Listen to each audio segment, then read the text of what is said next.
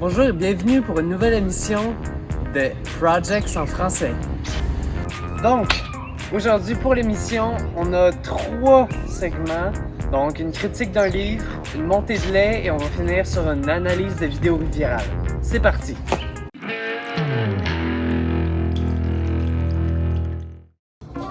Bonjour, je m'appelle Devin Alcant-Richard. Moi, dans la vie, il n'y a pas beaucoup de choses qui m'énervent.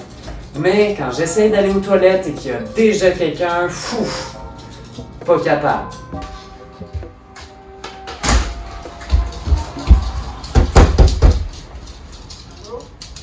Donc moi je suis poli, donc à chaque fois je demande est-ce que ce sera long? Et là, à chaque fois on me répond ce sera pas long. Ce sera long? Non, ce sera pas long. Et en effet, de temps en temps c'est pas long, mais d'habitude ça se passe comme ça. C'est-tu bientôt fini? Ouais, je sors bientôt. C'est-tu bientôt fini? Ouais, je sors bientôt. C'est-tu bientôt fini? Ouais, je sors bientôt. Puis ça finit jamais. À ce moment-là, tu sais très bien qu'il fait sa meilleure partie Clash Royale ou qu'il est en train de scroller TikTok depuis des heures. Et là, quand enfin la place la libère, tu rentres et là, l'odeur. Aïe aïe aïe. Tu commences à te demander si pendant une heure, il n'y avait pas un laboratoire parce que quand tu rentres, l'air est radioactif.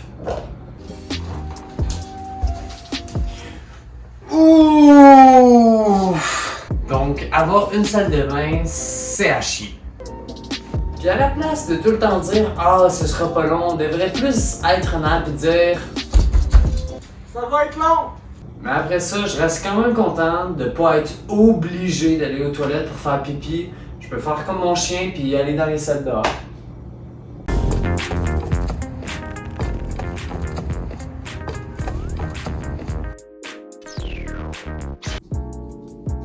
Et voilà, nous sommes donc présents pour la critique d'un livre. Alors moi, le livre que j'ai choisi, ça s'appelle Death Note. C'est un manga publié au Japon en 2003 jusqu'à 2006. Il y a eu 13 tomes. Alors Death Note, c'est quoi? C'est un manga de type policier fantastique et un peu thriller psychologique. Le manga aura donc droit à une adaptation en série de 37 épisodes, un an après sa sortie en livre. En fait, pour résumer, on suit l'histoire d'un étudiant surdoué nommé Light Yagami qui trouve le monde criminel actuel pourri et corrompu. Sa vie va complètement changer lorsqu'il va tomber par hasard sur un Death Note. Alors, qu'est-ce que c'est un Death Note? En fait, c'est un cahier où, si on écrit le nom d'une personne en connaissant son visage, il meurt instantanément. Alors, dans le monde de Death Note, les cahiers Death Note sont détenus par des dieux de la mort. Donc, lorsque Light Yagami va en prendre un, il va commencer à voir le dieu de la mort à qui il appartenait. Normalement, les dieux de la mort sont simplement censés être invisibles aux yeux de tous, mais pour cette occasion-là, Ryuk, le dieu de la mort possédant le Death Note que Light Yagami a trouvé, a décidé de s'amuser un petit peu sur Terre en le laissant à un humain. Alors comme je l'ai dit, Light Yagami trouve que le monde criminel actuel est pourri et corrompu, donc c'est à ce moment-là qu'il va devenir un tueur en série. Alors, comme dans 99% des pays, tuer est un crime. Donc, c'est pourquoi Light Yagami va attirer l'attention de beaucoup de détectives. Comme Light Yagami est un peu égocentrique, au lieu de rester dans l'ombre, il va décider de créer un site web et se surnommer Kira comme étant le dieu de la pureté. La pureté représentant l'extermination du crime. Donc, Light Yagami se surnomme Kira en ligne comme étant le dieu de la pureté, et ça va attirer l'attention de beaucoup de policiers, mais surtout un en particulier. Il se prénomme L, simplement une lettre. En fait, personne ne connaît son identité. Le fait que personne ne connaisse son identité va être un problème majeur pour Kira, étant donné qu'elle se trouve aussi à être le meilleur détective du monde, qui va rapidement aussi tomber sur les traces de Light Yagami. C'est à ce moment-là que l'histoire prend une tournure assez rapide, où en fait, elle trouve rapidement que c'est Light Yagami, mais n'a aucune preuve tangible pour l'envoyer en prison. Mais ça, Light Yagami est très au courant, donc il veut aussi à tout prix connaître l'identité de elle, ce qui va créer aussi une double rivalité entre ces deux personnages. Je vais m'arrêter ici étant donné que je ne voudrais pas spoiler la fin, donc je vais plutôt poursuivre avec qu'est-ce que j'ai aimé et moins aimé du livre. Alors personnellement, j'ai adoré le suspense. Durant tout le long du livre, en fait des 13 livres, on suit la rivalité entre elle et Kira, à savoir un peu la course à l'information, qui va trouver l'autre en premier.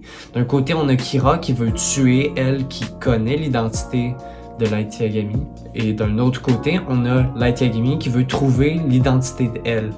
Alors aussi, comme un manga est principalement composé à moitié d'images et à moitié de texte, j'ai adoré le style du dessinateur. Alors d'habitude, quand on lit des mangas, c'est des dessins qui sont pas faits à la va-vite, mais qui manquent de détails un peu. Ben là, le dessinateur a décidé de faire complètement l'inverse et de mettre énormément de détails, même parfois des détails en trop, qui rajoutent vraiment de l'émotion sur les visages. Comme Death Note n'est pas un manga avec énormément d'action, le fait qu'on ait autant de détails sur les expressions du visage, les habitudes des personnages qu'on peut remarquer, j'ai trouvé ça magnifique. C'est très beau tout ça, mais il y a quelque chose que j'ai moins aimé, c'est l'utilisation du dieu de la mort.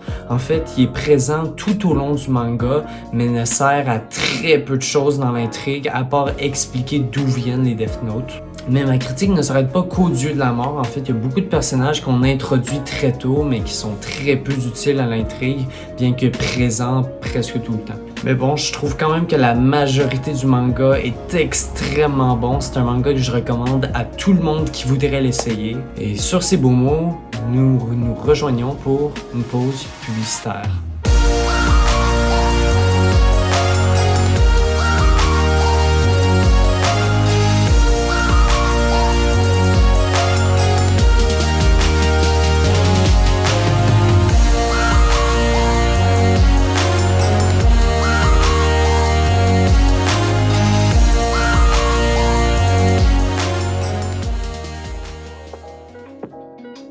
Bonjour, je m'appelle Gilles Germain et je suis le propriétaire des Fruits Saint-Germain. Les Fruits Saint-Germain, c'est une entreprise familiale passée de père en fils. Bon, malheureusement, mon père est mort à l'âge de 15 ans, donc j'ai dû rapidement m'occuper de la ferme. Et tout ça sans aide. Tous nos fruits sont cultivés localement en Taïwan. Les Fruits Saint-Germain sont disponibles partout au Québec, dans les épiceries près de chez vous.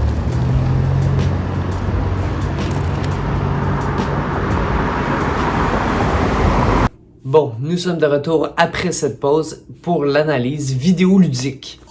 Alors au début, on peut voir DJ Khaled danser dans sa Rolls-Royce et puis ensuite, il va essayer de sortir, mais la porte se retrouve à être bloquée. Il va même aller jusqu'après se faire rouler dessus par une voiture juste pour danser sur la musique qu'il vient de faire. Mais bon, je peux même rire de lui, mais il faut avouer qu'il n'a pas peur du ridicule. Je veux dire, quand tu vois que la porte marche pas, me semble, tu arrêtes la vidéo, tu recommences, mais pas lui. Lui, il garde ça dans la vidéo, il continue même, il va même poster la vidéo. Il n'y en a rien à faire. Et voilà, c'est la fin de cette analyse vidéoludique. J'espère qu'elle vous aurait plu. Et malheureusement, c'était aussi la fin de cette émission de Project Sans Français. On se retrouve probablement la semaine prochaine si je suis pas mort en cours.